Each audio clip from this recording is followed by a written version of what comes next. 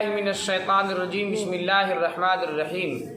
سورۃ آل عمران مدنیہ، یہ سورہ آل عمران ہے، مدنی ہے۔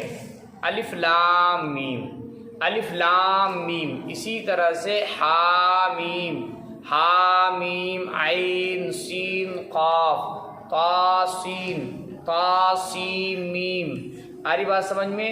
اور اسی طرح سے نون، اس طرح کے جتنے الفاظ ہیں ان کو حروف مقطعات کہا جاتا ہے۔ اور قرآن کے الفاظ میں جیسا کہ اللہ تبارک و تعالیٰ نے اسی صورت کے اندر آگے چل کر کے ذکر فرمایا ہے کہ ان کو متشابہات کہا جاتا ہے۔ کیا کہا جاتا ہے؟ متشابہات۔ ان کے جو معنی ہیں، ان کے معنی ہیں اللہ تبارک و تعالیٰ نے اللہ کے نبی علیہ الصلاۃ والسلام کو ہو سکتا ہے بتایا ہو، لیکن امت کو بتانے سے منع کر دیا ہو۔ اور ان کے جو معنی ہیں، ان کے معنی کے چکر میں بھی ہمیں نہیں پڑنا ہے، بس اس بات کا یقین رکھنا ہے کہ اللہ تبارک و تعالیٰ کا اس سے جو بھی مراد ہو وہ کیا ہے؟ حق ہے اور سچ ہے۔ آ رہی بات سمجھ میں؟ فرمایا اللہ لا الہ الا هو الحی القیوم، اللہ نہیں ہے کوئی معبود مگر وہ، الحی زندہ ہے، القیوم تھامنے والا ہے۔ دیکھو اس دنیا کے اندر تقریباً 1,24,000 انبیاء کرام تشریف لائے، اور تمام نبیوں کی دعوت یہی تھی کہ اللہ ایک ہے۔ اللہ کیا ہے؟ ایک ہے۔ اگر آدمی اس بات پر صرف غور کر لے گا کہ جتنے بھی نبی آئے، آدم علیہ الصلاۃ والسلام آئے، ان کی بھی یہی دعوت تھی، نوح علیہ الصلاۃ والسلام، ابراہیم علیہ الصلاۃ والسلام، موسیٰ علیہ الصلاۃ والسلام۔ اچھا، اس زمانے میں زیادہ لکھنے کا بھی رواج نہیں تھا، لکھنے کا بھی رواج نہیں تھا، لیکن کچھ نسخے جو پائے جاتے ہیں جو اس زمانے میں لکھے گئے تھے، کچھ کتابیں جو پائی جاتی ہیں جو اللہ تبارک و تعالیٰ کی جانب سے نازل کی گئی تھی، ان کتابوں کو اگر دیکھا جائے، قرآن کریم کو دیکھا جائے تو ان کی بھی تعلیم وہی تھی، اور اس کی قرآن کریم کی بھی تعلیم یہی ہے۔ آ رہی بات سمجھ میں؟ تو خلاصہ کلام یہ ہے کہ جتنے بھی نبی آئے ان تمام نبیوں نے توحید کا ہی لوگوں کو پیغام سنایا، پیغام دیا۔ فرمایا نزل علیک الکتاب، اس نے نازل کیا آپ پر کتاب، بالحق، حق کے ساتھ، مصدقاً، تصدیق کرنے والی ہے اس کی، لما بین یدیہ، جو اس کے سامنے ہے، وانزل التوراۃ والانجیل، اور توریت کو نازل کیا اور انجیل کو نازل کیا۔ یہ بھی آسمانی کتابوں میں سے ہیں، یعنی توریت اور انجیل اور زبور، یہ جو مشہور آسمانی کتابیں ہیں انہی میں سے یہ بھی ہے کہ نہیں؟ باقی بات چھوٹے چھوٹے جو صحیفے نازل ہوئے وہ تو بہت سارے، لیکن بڑے بڑے جو آسمانی کتابیں نازل ہوئی، مشہور کتابیں، وہ 4 کتابیں ہیں، توریت، انجیل، زبور، قرآن کریم۔ تو قرآن کریم جو ہے وہ جو پچھلی کتابیں ہیں انہی کتابوں کو تصدیق کرنے والی ہے۔ ان کتابوں کے اندر جو چیزیں تھیں وہ تمام کے تمام سچی تھیں، بعد میں یہودیوں نے اس میں رد و بدل کر دیا، وہ الگ سی بات ہے، لیکن اللہ تبارک و تعالیٰ کی جانب سے جو بھی نازل کی گئی تھی وہ تمام کے تمام حق اور سچ تھی، ان کے اندر جو باتیں لکھی ہوئی تھی۔ قرآن کریم بھی انہی کی تصدیق کرتا ہے۔ ٹھیک ہے جی؟ فرمایا اچھا دیکھو، یہ بھی قرآن کریم کا معجزہ ہے کہ اللہ کے نبی علیہ الصلاۃ والسلام، اللہ کے نبی کا معجزہ ہے کہ نہیں؟ اللہ کے نبی کا یہ بھی ایک معجزہ ہے کہ اللہ کے نبی علیہ الصلاۃ والسلام پڑھے لکھے نہیں تھے۔ دیکھو نبی جو بھی ہوتے ہیں وہ دنیا میں ان کا کوئی استاذ نہیں ہوتا، دنیا میں کسی سے وہ سبق حاصل نہیں کرتے، بلکہ ان کا استاد جو ہوتا ہے وہ خدا ہوتا ہے۔ نبیوں کو جو تعلیم ملتی ہے عرش عظیم سے ملتی ہے، اور ڈائریکٹ نبی بنائے جانے کے بعد ہی ان کا تعلیم کا سلسلہ شروع ہوتا ہے۔ تو اللہ کے نبی علیہ الصلاۃ والسلام پڑھے لکھے نہیں تھے، یہ تو مکے والے بھی جانتے تھے۔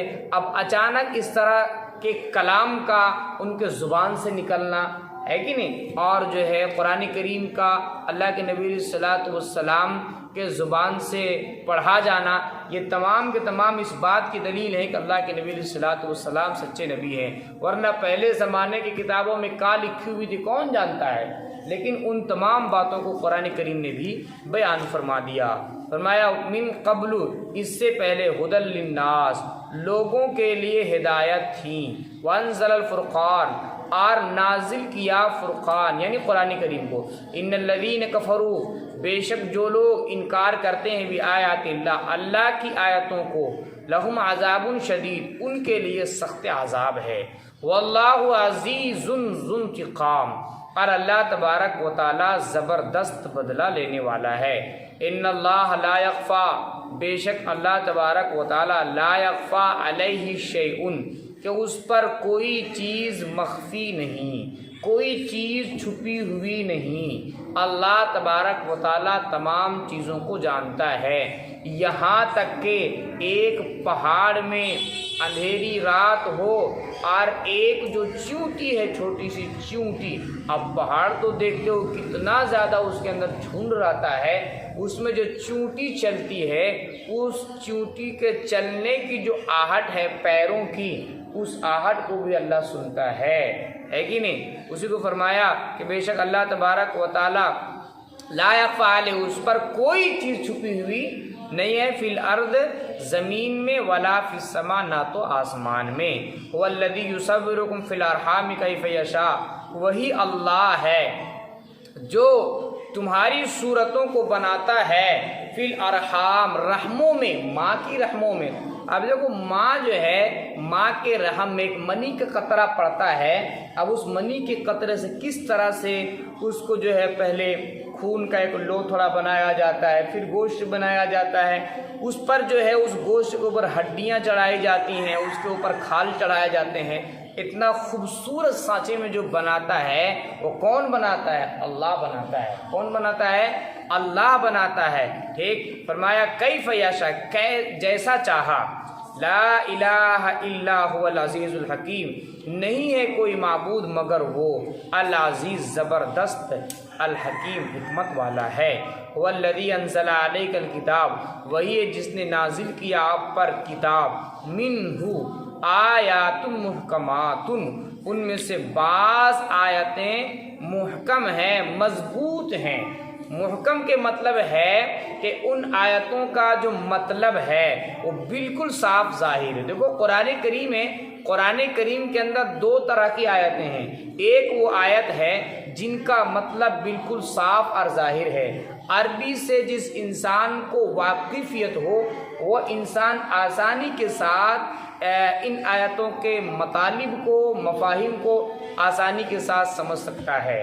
اور قرآن کریم کے اندر بعض آیتیں ایسی ہیں، ٹھیک ہے، کہ جن کے معنی کو، مطالب، مفاہیم وغیرہ کو اچھا جو پڑھا لکھا عربی داں ہے، عربی جو جاننے والا ہے کہ نہیں، وہ بھی نہیں سمجھ سکتا، وہ بھی نہیں سمجھ سکتا، تو ان آیتوں کو متشابہات کہا جاتا ہے۔ کیا کہا جاتا ہے؟ متشابہات کہا جاتا ہے۔ اور جن آیتوں کا مطلب، مفہوم یہ بالکل واضح ہو، ان آیتوں کو محکم کہا جاتا ہے۔ تو اللہ نے اسی بات کو بیان فرمایا کہ دیکھو قرآن کریم ہے جو میں نے آپ صلی اللہ علیہ وسلم کو مخاطب کر فرمایا، جو میں نے آپ پر نازل کیا، اس کے اندر دو طرح کی آیتیں ہیں۔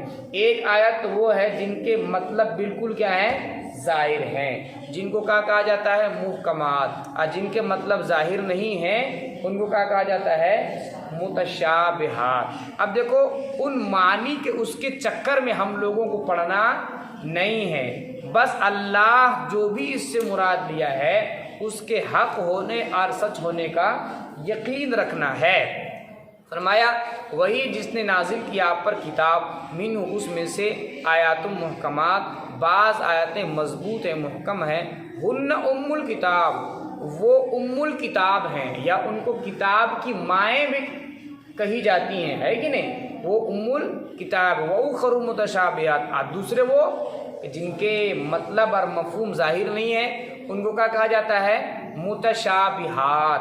فَأَمَّا الَّذِينَ فِي قُلُوبِهِمْ، پس بہرحال جن لوگوں کے دلوں میں زیغن کجی ہے، ٹیڑھا پن ہے، جن کے دل صاف ستھرا نہیں ہے، فرمایا فیتبعون، پس وہ تلاش کرتے ہیں ما تشابہ منہ ابتغاء الفتنۃ وابتغاء تأویلہ، پس وہ فیتبعون پیچھے پڑتے ہیں اس کے ما تشابہ منہ، ٹھیک، جو متشابہ ہے، یعنی جو متشابہ ہیں جس کا مفہوم واضح نہیں ہے، تو وہ لوگ جن کے دلوں میں کجی ہے، ٹیڑھا پن ہے، یا یوں کہہ لو جن کے دلوں میں کفر ہے، نفاق ہے، عناد ہے، وہ لوگ ایسی آیتوں کو پیچھے پڑتے ہیں، ہے نا، اور الٹے سیدھے مطلب نکالنے کی کوشش کرتے ہیں۔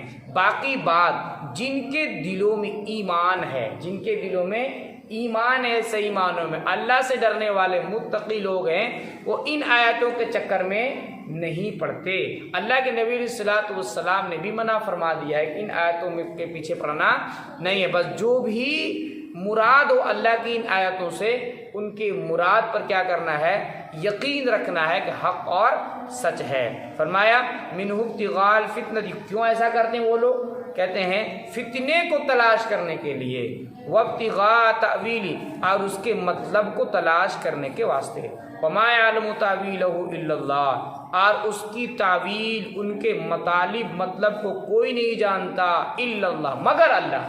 اللہ نے صاف کہہ دیا کہ متشابہات جو ہے نا، ان کے مطلب کسی کو پتہ نہیں ہے، صرف اللہ جانتا ہے، صرف اللہ ہی جانتا ہے، اور اس کے علاوہ کوئی نہیں جانتا۔ ہو سکتا ہے اللہ اپنے حبیب حضرت محمد رسول اللہ صلی اللہ علیہ وسلم کو بتایا ہو، نہ بھی بتایا ہو، لیکن اللہ اس کے مطلب کو جانتا ہے، اور اللہ نے اس کے پیچھے پڑنے سے بھی منع فرما دیا کہ جو عقل مند لوگ ہیں وہ اس کے پیچھے نہیں پڑتے ہیں۔ والراسخون فی العلم، اور جن کا علم مضبوط ہے، جو راسخ ہے علم میں، جن کا علم کیا ہے، مضبوط ہے، فرمایا یقولون، وہ کہتے آمنا بھی۔ والراسخون فی العلم سے مراد جو ہے وہ اہل سنت والجماعت ہے نا، جو حق پر ہیں، جو لوگ حق پر ہیں وہ لوگ اس سے مراد ہیں، وہ لوگ بھی اس کے پیچھے پڑتے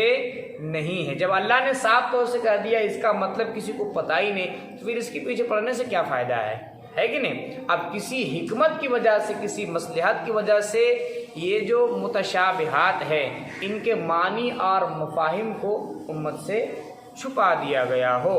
فرمایا کہ والراسخون فی العلم، اور جو مضبوط علم والے ہیں، یقولون، وہ کہتے ہیں آمنا بھی، ہم نے ایمان لایا اس پر، کل من عند ربنا، تمام کے تمام ہمارے رب کی جانب سے ہے، وما یذکر الا اولو الالباب، اور نصیحت حاصل نہیں کرتے الا اولو الالباب، مگر عقل والے، جن کے پاس عقل ہے، وہ قرآن کریم کو پڑھ کر کے ان آیتوں سے نصیحت حاصل کرتے ہیں۔